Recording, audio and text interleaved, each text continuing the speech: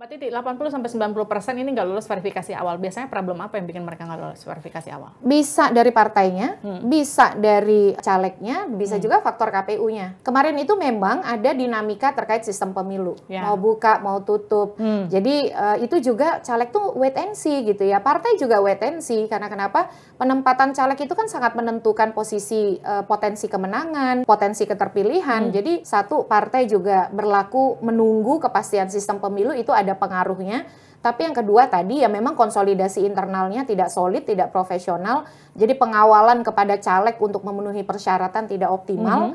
Selain juga ada faktor dari sisi regulasi, persyaratan menjadi caleg kita tuh sangat administratif. Banyak sekali dokumen yang harus dipenuhi. Legalisir ini, legalisir itu, keterangan sehat, bukan hanya jasmani, ada juga rohani, harus ada surat keterangan pengadilan dan lain sebagainya.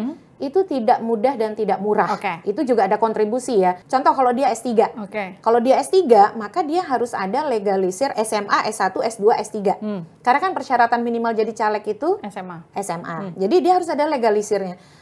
Tiba-tiba S2-nya belum terlegalisir, berarti kan masih belum memenuhi syarat. Lalu kemudian yang unik nih, masa sih bisa KTP-nya itu tidak ada? Itu kan disebut oleh Pak Idam ya, di dalam beberapa pernyataan KTP-nya tidak ada, KTP elektroniknya gitu, tidak diunggah, kan harus semua diunggah lewat sipol.